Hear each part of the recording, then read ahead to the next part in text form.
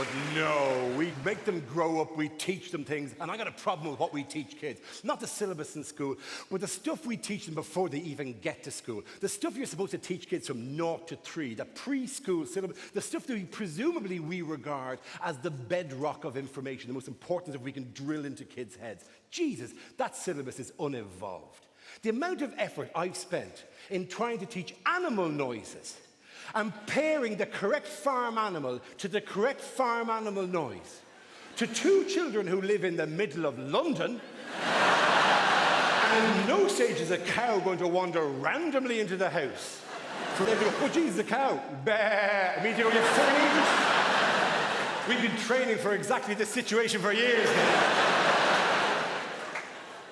Animal noises and ABCs. For those of you beyond this or yet to come to this, ABCs are these big tick page books with 1 word per page in alphabetical order. And they're grand at the start of the book. Actually, they're magical at the start of the book.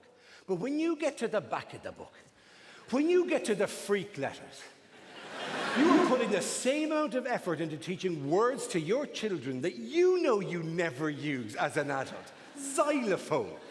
The hours wasted teaching xylophone. When you look at the xylophone, look at the xylophone. Hardly a day goes by as an adult where someone doesn't go, have you got your xylophone on you, Dara? I left my xylophone on the bus and I have a major xylophone-based event coming up this evening. Someday I would like to meet a professional xylophone player, just to go, how did you get into the xylophone?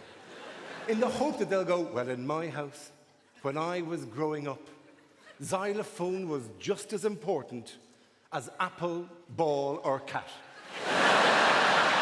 And I'll go, and is your sister a xylophone player? No, she's an X-ray technician.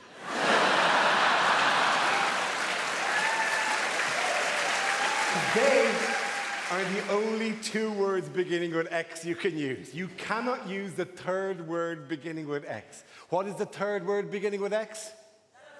Xenophobia. Spot on, chap. Xenophobia, the irrational fear of foreigners.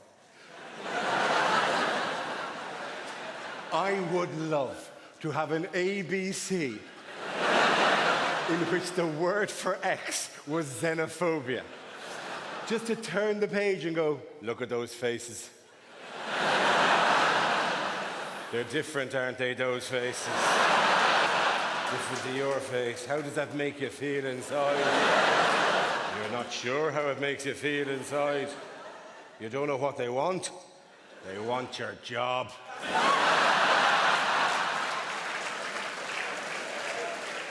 I have an ABC at home in which Y is for yacht.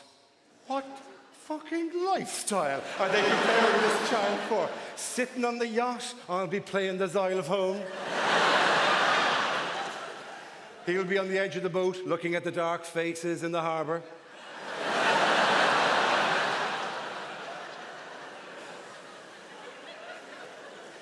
Then there are the things that we teach kids in school, and we only teach them once. This happens for vast parts of history. They get one run out of this stuff, and then they don't get taught it again. A more sophisticated, more nuanced, more political version as they get older. Vikings are a very good example of this. One of the great colonial powers of the last 1,000 years, swept across Northern Europe, through Britain, through Ireland, as far as Iceland, Greenland, possibly North America, held huge banquets in their own honour, went, oh, we shall feast, Ragnar, for we have won a great battle. Indeed we have, Eric, and they shall speak of our exploits for thousands of years. Who, Ragnar, who shall speak of our exploits? Mainly 6 to 8-year-olds. 6 to 8-year-olds will love us, you know that? Oh, they'll do projects about our boats. They'll draw pictures of our sails. They'll get our hats wrong. And then there are the things we teach kids, and the only reason we teach them to kids is because our parents taught it to us, right? And I am calling bullshit on one of those tonight. Specifically, elbows off the table. What is the problem with an elbow on a table? A table is elbow height. It is sitting there waiting for an elbow to appear. You can rest, you can swivel, you can do it. The only reason we say elbows off the table to our children is because our parents said elbows off the table to us, and the only reason they said elbows off the table to us was because their parents said elbows off the table to them. And frankly, that's how religions get started.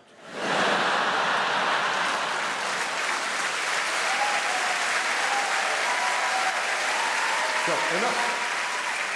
Elbows on the table as much as you want from here on in. There's no problem with it whatsoever. I'd imagine anyway, if you went through the social history of it, you'd probably find, with respect, lads, it was probably an English thing, like a Victorian or Edwardian thing, where it's regarded as inappropriate to show your elbows in a kind of Mr. Darcy, thank you for joining us here at Cavendish Hall for our annual Christmas celebration. Join me in the drawing room as Elizabeth! How are you, Mr. Darcy? Have a look at that, Mr. Darcy. Do you like what you see? Elizabeth, don't bring shame upon this family. Fuck you, mammy, I haven't got a husband.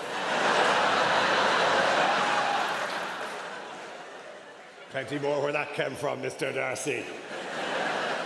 Elizabeth, why do you have a Dublin accent? It's fully been explained to me.